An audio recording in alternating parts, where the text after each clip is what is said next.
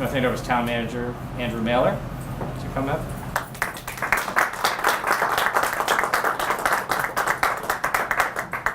Thanks for coming today. Oh, a pleasure.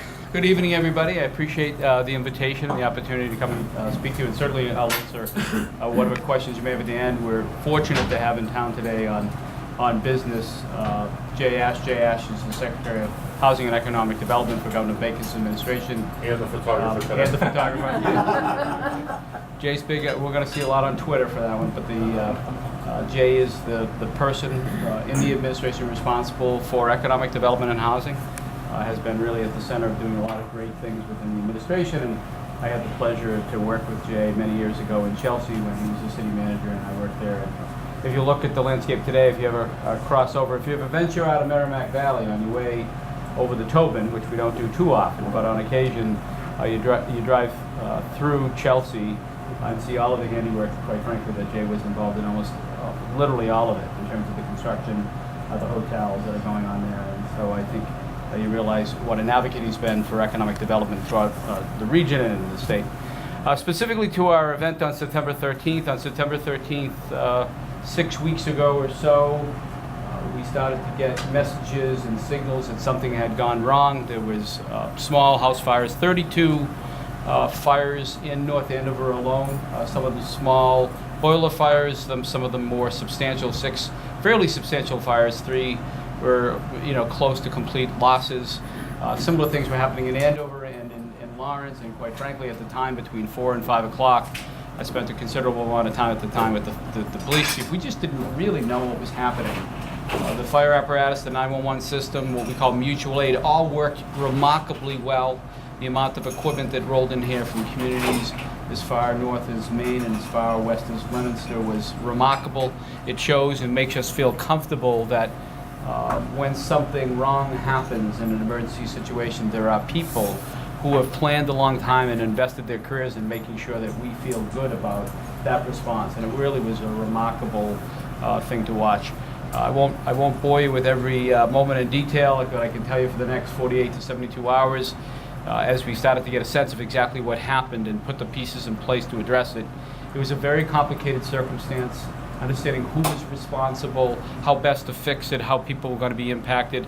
I know folks early on, we asked the National Grid shut the electricity off because we wondered how having electricity on would impact people's homes. I know many people, the term we use almost every day now is self-mitigate. That was they went on and they shut their own gas off in concern for their own houses. They weren't sure if they were impacted if they shut off gas. Turned out to be 1,517 gas meters impacted in North Andover. That means about 2,000 dwelling units, so there were 1,517 meters, but 2,000 dwelling units behind that, businesses and residences. And it turned out over that night another 2,300 to 2,400 homes had shut off their own gas. So as we started the process of trying to restore the gas, it took much longer than anticipated because we didn't realize how many people had, as a precaution, shut off their own gas, which, by the way, I think was a great decision, although many people were probably regretted they had done that because it took a couple of days without their gas. But nonetheless, we started to come back out of that restoration, and things for many of the people not impacted returned to normal. But for many people, even through today, it has not returned to normal. We have many businesses still without gas, heat and hot water. We have thousands of residents, if you count out 2,000 dwelling units. If maybe 500 of those have come back, you could still be looking at between 6,000 and 7,500 residents in this community. 20 to 25% of the community without heat and hot water. Still impacting that magnitude of people. Between the 3 communities, could still be looking at close to 40,000 people without heat and hot water, and realize every day as we get up and we turn on our own heat that there are people in their homes that don't have that opportunity. And what has turned out to be sort of a nuisance and inconvenience has turned into something, so much more. Selectman Valancourt's here. I know he was very instrumental in the shelter when we first needed to open a shelter early on. It was something that really helped people transition because we had asked them to leave their homes as safety precaution till we felt better about the situation. That shelter, which was manned by the American Red Cross but had great volunteers like Mr. Valancourt, was helpful in creating some transition and making people feel comfortable. But we're still dealing literally every day with the circumstances of claims processes, finding people alternative housing. There are 5,000 dwelling units available to the people in the 3 communities. Over 2,000 are occupied today. Hotel rooms ranging from nearby communities to 30 miles away. We have 60 recreational trailers on Grogan's Field in North Andover. There's a total of 350 of those located in the 3 or 4 square mile radius where this is all being impacted. We have families in those recreational vehicles today. They have heat and hot water, and it gives them an opportunity, if they have a family, to be close to the neighborhood that they just left and get the kids to school. And we're working every day with businesses. There's been a very specific business-to-business plan to restore businesses that have been impacted. I was in Amici's today, which is on First Street. Amici's was originally on Waverly, was in the process of moving from Waverly to First Street, right in the middle of all this, and both his Waverly location and his First Street location both lost gas. So he couldn't stay where he was, and he couldn't go to the new location. And we've been specifically working on a process we call business to business, where there's specific project managers assigned to each and every business. 156 commercial enterprises impacted in North Andover alone. Some of those are large residential, but when you peel it down to just the business community, just under 100 businesses, some of which today still don't have heat or hot water. And there's a specific effort going on that Columbia Gas is knocking on every door and creating a personal connection between those businesses and ways to solve the problem. And so there are some successes. I think Shardy's restaurant up at Chickering Plaza is a success. First in Main, which is right across from Town Hall. There are 23 different commercial units in that building. All 23 were gas powered, so none of those businesses had heat up until this week when those were restored, including the CVS and the wine connection and the restaurant. So the impact on the business community was substantial. It remains something that we need to continue to address, but there is a specific focus on getting them the resources they need.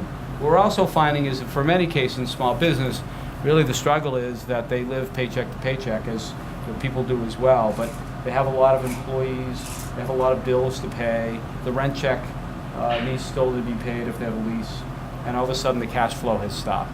And so we've needed to work with the governor's office and Columbia Gas to find resources to get those people the dollars they need. And what we've started to think about as well is when they open again, how do they get those customers to come back, right? Once you close the door in a small business, if you've ever worked or owned a small business, it's hard to get those customers back. And so one of the things that we're making a concerted effort toward is making sure that people know they're back open, and that some of the funding opportunities like these loan programs can pay for things like marketing support or accounting support or those kind of things that they're going to need as they start to reopen.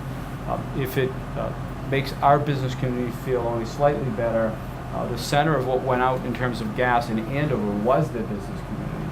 The supermarkets, the entire Main Street corridor, I forget the exact numbers, but at one point, 67 businesses along Main Street alone in Andover were out. And a fair amount of those remain out today because the Main Street corridor still remains out. I was in a restaurant yesterday doing a press conference with the governor and the town manager there, and they've been out since the beginning. They've been out 6 weeks. And they're a very successful small restaurant, but they haven't had one customer in 6 weeks. And they're still a couple of weeks out from getting up and going. So the business community has been particularly hard hit. It is the small business community here that really brings us together. It's where families gather, whether it's professional office space or small boutiques or small restaurants. We have a lot of them, especially in the Main Street corridor, and they are suffering right now. And we certainly are trying to provide all the support we can, get them up and operating as quickly as possible. It's a little easier, by the way, to bring them up and get them operating than it has been to go house to house. And I've been reading some news stories about that. The house-to-house thing is far trickier than walking into a commercial business sometimes. But there's examples of a laundromat as an example that needed every one of its commercial dryers replaced. It's a pretty expensive proposition. Working with Columbia Gas, making sure those dryers are ordered, make sure they get in, make sure that place can get open is really important. And if you can imagine a laundromat and how much cash flow a laundromat, it's all about cash flow. In that particular case is another business that's been out for 6 weeks. So we continue to try to advocate for the business community. Governor's office, Mr. Ash and others have been working with us to provide the financial resources to help the business community. And we do think at the end of this, we'll have a giant celebration where we can do some kind of pro-business effort, maybe with the Merchants Association and the Rotary and others, and celebrate the business community here in North Andover, celebrate the fact that people have been restored from both the residential perspective and the business perspective, and find some ways to encourage people to use our small businesses given what they've had to go through today. So I will certainly answer any questions you have, but I wanted you to know that we are focused on that small business community as well as the residential group, and we've got some road to hoe here yet, but we're making some progress. Great. So you and I talked about this a little bit behind the scenes, but we have members from the district Rotary here. They reached out to us right away and said, we have members all over the district that are willing to support, willing to help, or whatnot. It's complicated, but how, maybe Secretary F can come up with some ideas too, but how can we be a conduit to help beyond what Columbia Gas is doing, or helping the community, or where can we identify a need in this process? Yeah, it's a great question. So one thing I would suggest is that we can provide a list, but there's certainly other resources to provide a list of businesses that have come back on and that are operating today, and people don't yet know they've come back on. And ways through either your own social media accounts or your own way that you communicate, Merchants Association or other methods, whether it's CAM or something else, promoting those individual businesses and letting people know they're back on, because sometimes people just don't know, really helps. And I do think we need to coordinate some back to business initiative, very specific to North Andover businesses. I'm sure they'll do the same in the other communities, that when we feel like we're far enough along in this process, we create some kind of incentive, and there are creative folks in this room, some kind of incentive that we bring people into the area that's most impacted and get them to go to those local businesses and spend dollars in those areas, and reaching out beyond the individual community to the broader Rotary network to get people in their businesses to visit ours, or other residents from other communities. We need to celebrate the return to business when it happens, and I think we're getting close to that. So I'm the district governor. Yes. And I represent the 46 clubs that are more than anxious to do whatever they can do. Well, But I'm also in contact with about 54 district governors from New Jersey to Alaska. And they're all willing to do something. Would the best thing for this group to do is to form a fund and just wait? yeah, I think one of the I think a little bit of the difficulty that I'm seeing is that there's so much information. Meaning, there's what's called the ECCF, the Greater Lawrence Disaster Relief Fund. There's a business initiative put out by the Governor and Secretary Ash's office. I think what's happening to a certain extent is it's almost like information overload. And so I really would focus on some very specific initiative. I'm sure the Board of Selectmen will be willing to help. At some point in time, maybe early December, as we get to this restoration, that we celebrate that restoration. Use your resources to bring people here.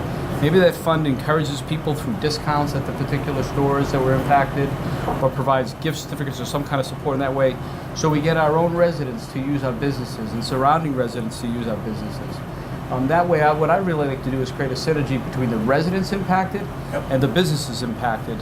And so I would love to see a celebration around sort of our center of town, around First and Main, where we had a giant get-together of people that were impacted, both businesses and residents, and find some way to link those, plus others, to let everybody know that we're back in business and we're ready to go. It'll be a cold, It will be cold. But maybe some kind of block party or something. Yeah. A business block party, something similar to that. So I'm sure there's some creative marketing folks in here that can put that kind of idea together. We'll, I hate to offer closing Main Street, but closing Main Street and creating a downtown block party where the businesses are open and they're available and we put out tables. Yeah, same kind of thing, or an extension of what of the farmers market, but more for all of the businesses impacted. So you go site to site, tent to tent, and bringing in again the residents that are impacted with those businesses that have, I think, would be a great way to. Plus, it brings the community together in a way that there's a lot of folks every day. I can't imagine if you have a family of 4 or 5 or 6, and you're getting up every day, and you're getting the cold shower you've now had for 6 weeks, and you're working off heated blankets, and it's the inconvenience has turned into something more than that, and you have to get your kids to school, or you're an elderly couple and you're going through the same thing. So an ability to celebrate what people have endured and the fact that they have tremendous strength. Our community has been extraordinary. Do we hear tough stories? Do we hear some criticism? It would be fair to say, even though we were at the cause, we hear that. But the tremendous support and camaraderie within the community, the support for neighbor, is one of those things that makes us feel so great about what we do every day and the town where we live and work that I think, bless you, that I think some way to celebrate the outcome or the end of this would be a really great way to handle it.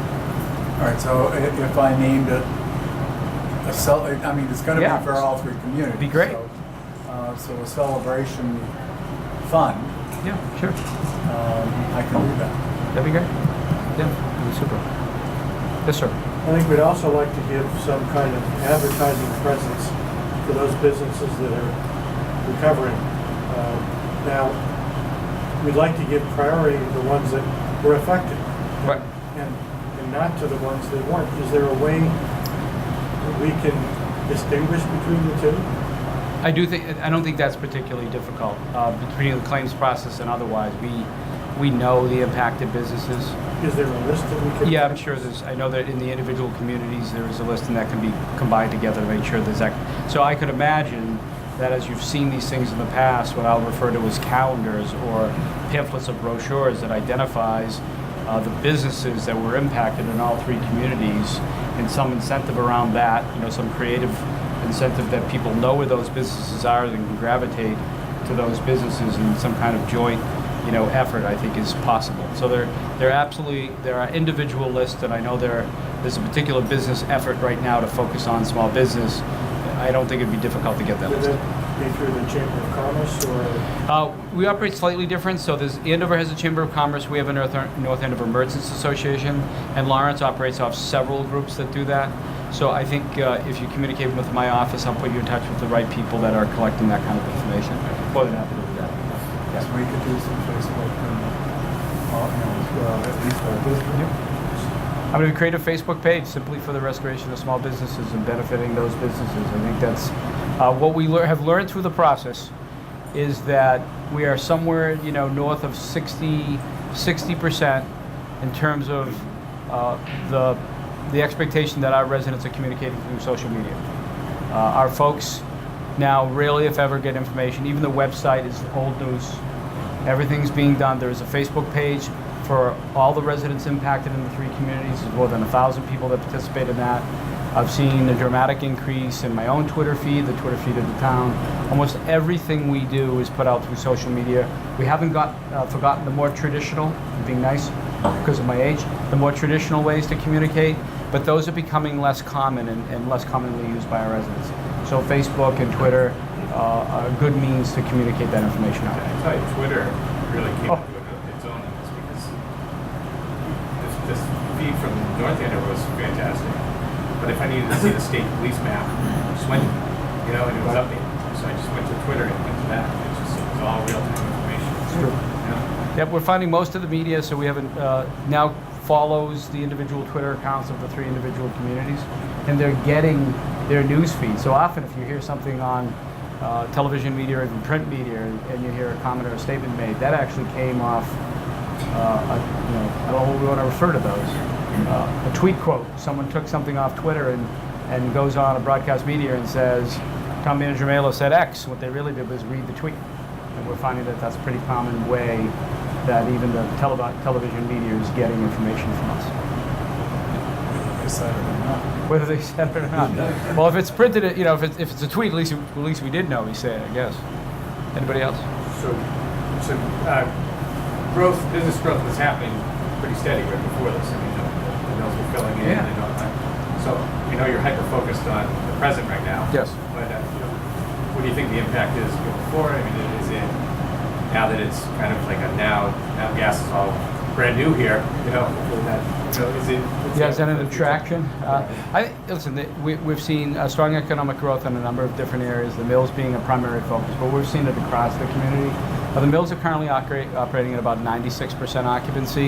You know, if you remember several years ago, close to 5 years ago, when Cider Electric and Converse left the mills, we really worried about that. Hundreds of jobs went with it. We saw 50% of the mill space go unoccupied and really had some challenges. The developer, the owners of the Steinbergs have done a fantastic job in, one, they're very creative in their view on bringing the kinds of businesses that help the overall economy of the community has been extraordinary. They've been a great partner. They're now sitting again at somewhere in around 96% occupied. They've added some retail. There's a wine making facility down there. There's a restaurant down there. They've added surface parking. They've actually converted a portion of the buildings to residential, which has been a real asset, market residential for empty nesters and young people living in these lofts, the really attractive spaces. There'll be some additional residential down there added next year in the back of one of those mills. And so they've been a fantastic partner in bringing business here. And what you're finding is our center is expanding beyond the corridor, which is just Main Street, to incorporate the mill space. And I think over time, our center the Main Street corridor will really be the Main Street corridor and High Street into the mills. And you'll see more business activity on Water Street. Town has partnered with that by adding $1.1 million of infrastructure improvements to the Water Street and Elm Street area. And we've done that by adding below ground infrastructure you don't see, but also improving decorative lighting and the like. The Board of Selectmen have adopted a plan to underground all the wires on Main Street from 3rd Street or from Merrimack, which is around 3rd Street, down almost to the next large cross street. So we're going to bring all of those wires underground, put in decorative lighting, create an environment which is conducive to business. And after we get Columbia Gas to pay for the repaving of the entire area, which is, I think, the least they could do, we'll have stronger, the streets will be in better shape than they are today. They were in good shape before we started digging them up. So we'll see an improvement that way. So I think we'll see an expanded downtown. We're seeing that in the Brad Street building, almost completely occupied. I know Cam is moving in that. We're seeing some great activity along that corridor as well. Improvements made by some of the individual property owners. Storefront improvements are underway on Main Street, and that's the primary business corridor right now where we see activity. But I would expect that to expand over time. All positive. Okay, so I had given you a pre-introduction to Mr. Ash. So Jay Ash, again, is the Governor's Secretary of Housing and Economic Development and has been, happy to say, a long-term friend and someone that we benefit from in the sense that he brings, he's aware of what happens here in North Andover, aware of the things that we need to be stronger from a business perspective and a housing perspective. And having that ready resource, someone that I can call, that I trust and I know, has been helpful to this community, and I very much appreciate it. With that, I'm sure you may have a couple of comments.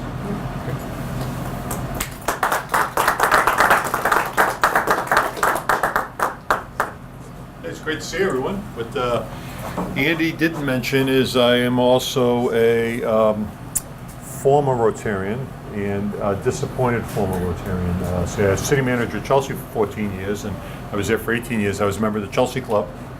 And when Governor Baker asked me to take on this role, I had to leave Chelsea Rotary because I spend my days everywhere else. And I was the most fined member of Chelsea Rotary when I was there, and that's when I would show up at meetings. So if I wasn't showing up at meetings, I know I'd be even more fined. But Chelsea Rotary meant a lot to me, meant a lot to the city. I had my own take on the four-way test. I know everyone knows the four-way test here, but my take was, how is it going to possibly benefit me, number one. Number two, was it worth me speaking up because I'm going to get fined for it? Number three was, how many door prizes and raffles can they actually ask me to bring? And number four, we had a softball team, so the fourth and most important question was always, can the prospective member play softball, and can they run on their own, or do they need a pinch runner? So softball was very important for our Rotary program. I really have a great deal of respect for Rotary. In fact, I've already tweeted out how grateful I am that you all are talking to Andrew about the possibilities up here. I have a great deal of respect for what you all do. You all could be home doing other things now, and you've come together in fellowship to support community. And service above self model that I continue to live my life by, even though I am temporarily not in Rotary, is something that's very important. So I congratulate all of you for being informed. This man is remarkable.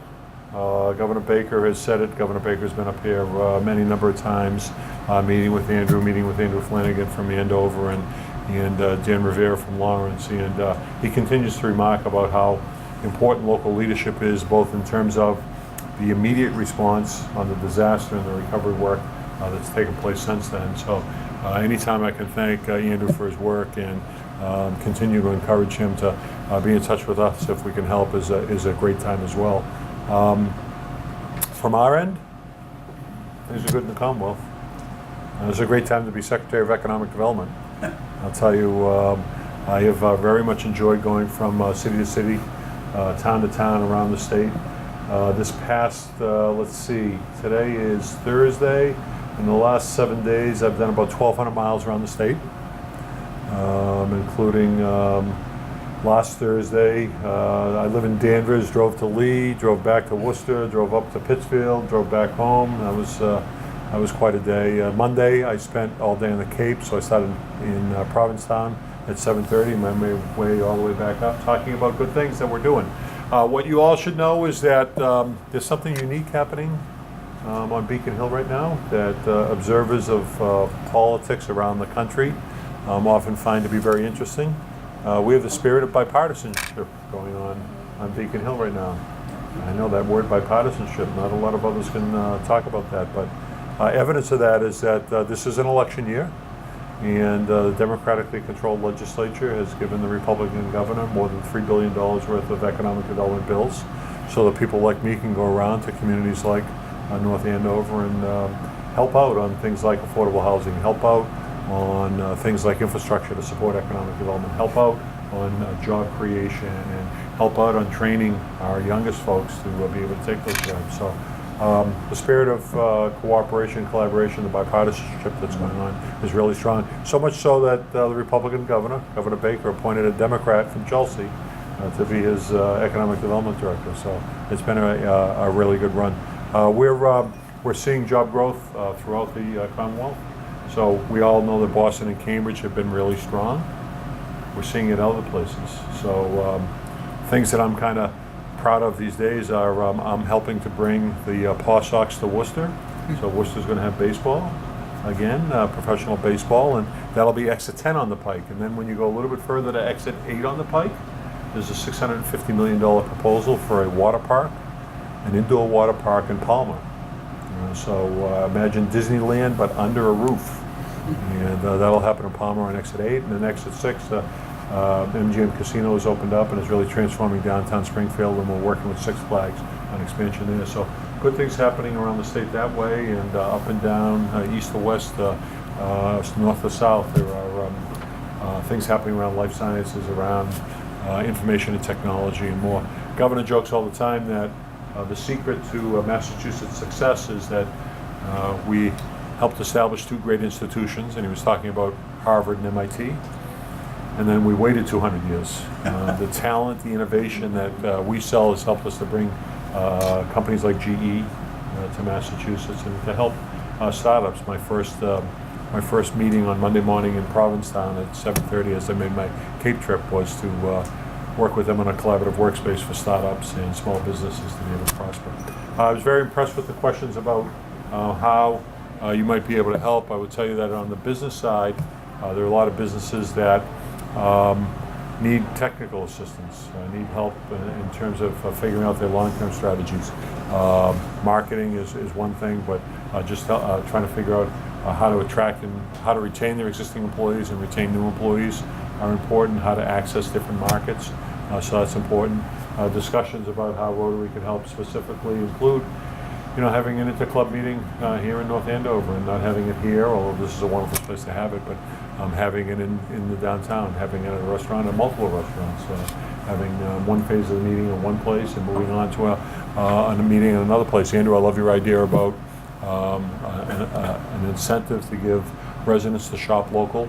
We did that in Chelsea several times, and it was really important. So thanks for listen a little bit, tell you that it's been a great pleasure to work with Andrew on so many things. We worked together in Chelsea. We were part of the leadership team in Chelsea. One of us was the city manager, the other was the deputy city manager. I say that because you never knew really who was who. And I it's- knew.